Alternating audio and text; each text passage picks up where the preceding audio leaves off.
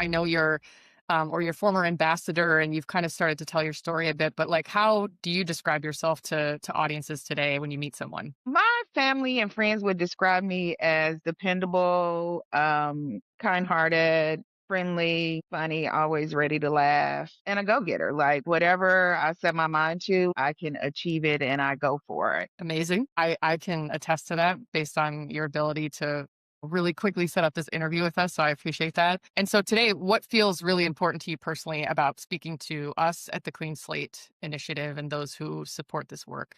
The reason I wanted to speak out is because I feel like the Clean Slate Act is really giving people a second chance. I mean, like when you're incarcerated, they talk about you going home. However, when you get home, you run into all these obstacles and barriers. Doing an expungement is really expensive. So if you can't afford it, you almost just feel like you're stuck because no matter how long it's been, even though it's been decades, this is still showing up on your history or your record or when you apply for a job.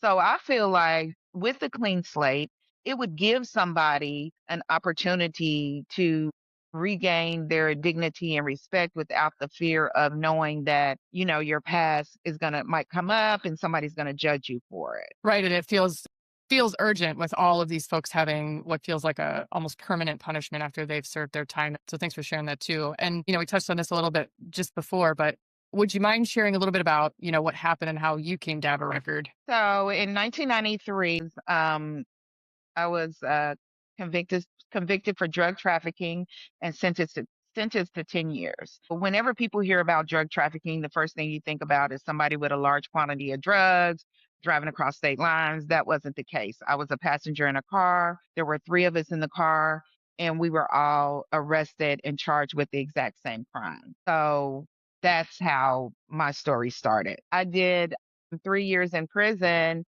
and I thought, as long as I just do everything that I'm supposed to do, when I came home, like life would change. Like it wouldn't, somewhere along the way, this would not still be haunting me, is what I felt like at the time. Because, just being incarcerated and away from your family for 3 years is hard.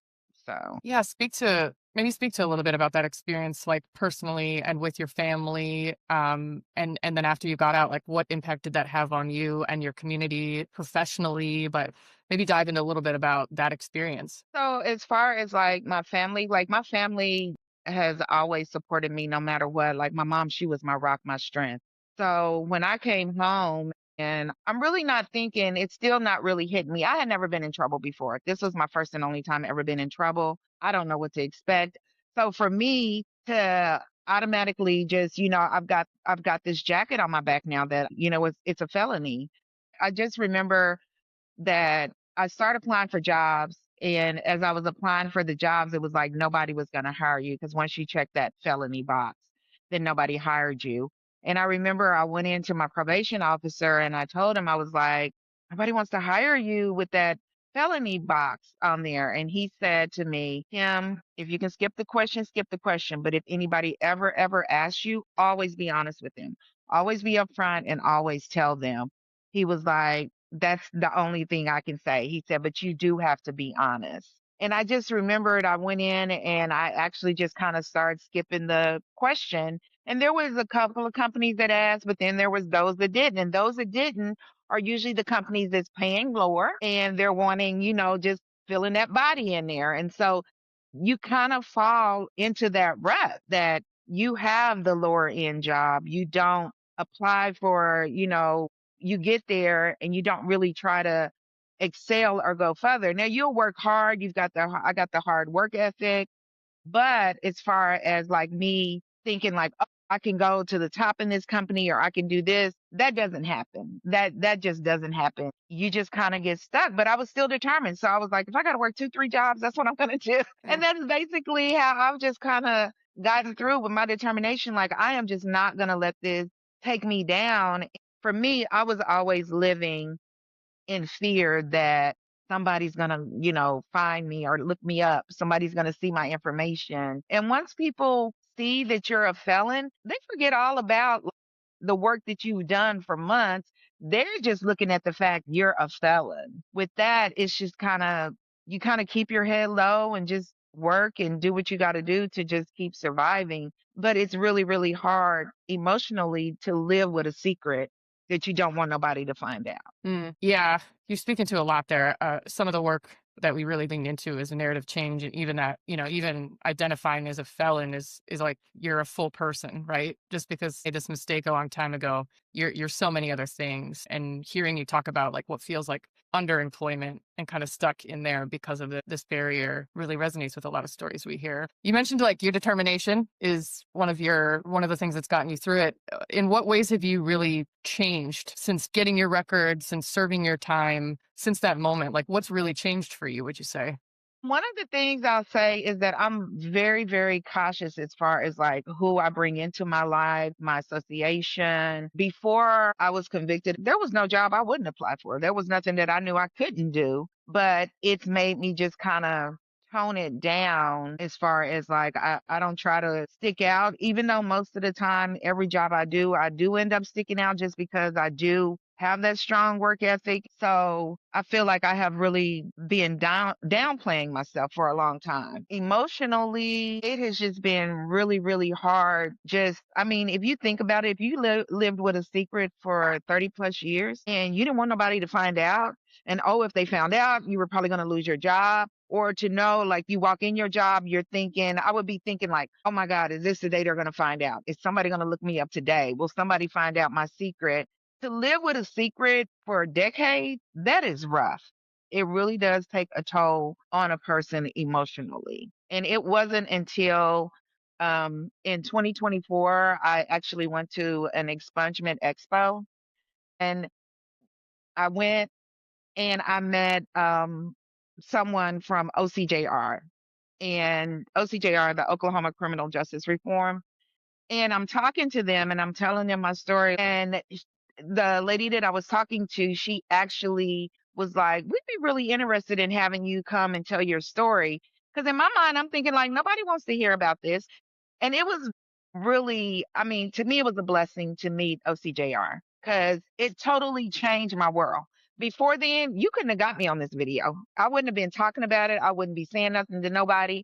But they showed me that my story is, I'm not the only one with that story, and my story might help somebody else. But better yet, speak up for change. I can speak up. I can go to the Capitol, the state Capitol, and talk to my representatives. These are just everyday people just like you. They just have a title. But like I said, OCJR was a true blessing. I couldn't even talk about my story. I would cry. It's crazy that it just takes somebody showing you that you're not out here alone, but you can actually fight for the things that you want to see change. And that's why the Clean Slate has been such a passion for me ever since hearing about it. I've just been like super, super excited. This could really make a difference for a lot of people because there are a lot of people out here like me that haven't been in trouble in years. So why is this record still here? Forever is really forever. How long should a person be punished for the same crime? I mean, if you go to prison, you do your time, you do your probation, you pay all your fees, how long should you be punished for that crime? For me, it's been 34 years and it's still going. So until it's, until things change, which I know that our act, the Clean Slate Act, first it passed and now the governor has signed the bill. So I truly believe that the Clean Slate will make a huge difference for a lot of people like myself that actually have not been in any trouble for, for years, decades. I mean, 34 years, Yeah, that's a long time. it is a long time. And hearing me talk, it's like we know 1 in 3 adults in America have a record. And like the fact that you said I live with the secret for so many years is a tragedy when there's so many folks. And I'm so glad you found, a community or an opportunity to tell the story when you did. Something else that resonates what you said is we did a implementation event in Connecticut where they were celebrating all these folks getting their record sealed. They've been waiting. And there's a woman named Miss Shantae Smith who joined us for an event. She said, folks, advocates were saying like, just wait, Clean Slate's coming. And she said, she talked about the weight of the wait. And our CEO has been sharing that message a lot too. And it's like, it's freeing I can hear you in your hopefulness. Now, from what you've learned and experienced, what might you say to somebody who has some hesitancy or skeptical nature about what does that mean for my community in Oklahoma? What I would say is the person living next door to you, you don't know really what they've done. Their record could be there because that person's record is sealed where you can't look at it. I mean, that shouldn't change anything. Nobody should have to pay for a crime for decades. And I mean, I have totally experienced that. Like, I worked for a company for 8 months. Remember, the company wanted to hire me. So to hire me, that meant they were about to run their background check.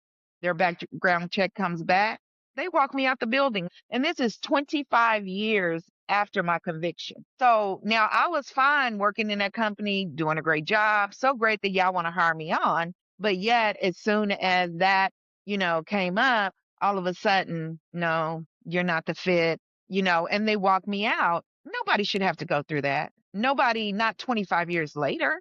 If that person has been working for you for 8 months, and they've done an excellent job, no incidents, why would, because something they did 25 years ago, affect your opinion, or they're no longer right for your company? So, for anybody that has never been through anything like that, or you don't have anybody in your family that's ever been in trouble, that's wonderful. But for those that have, the Clean Slate Act is what's going to help us to return to being full, productive citizens. I just say give everybody a chance.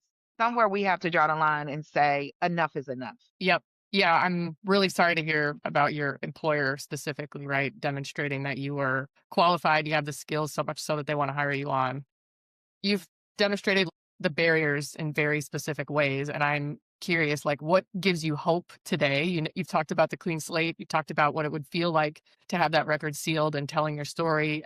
What else is giving you hope right now? That's the biggest thing that's giving me hope, is just having my record finally sealed. Now that I'm speaking about it and I'm telling people about it, I don't have that fear anymore. I don't feel like if somebody finds out I'm going to be walked out of my job tomorrow, I don't have that fear anymore. And I owe all that to OCJR, just because I started speaking up and I stopped living in my mind with, oh my God, I'm scared. But living like, you keep living your life, you keep going, you keep doing the things you do. I have peace of mind right now. And like I said, that's all from OCJR.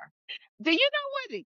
Lived in Oklahoma all this time and I had never been to the state capitol. I thought if you was an ex-felon, you couldn't go to the state capitol. Like, people that have been convicted of crimes, we think like that.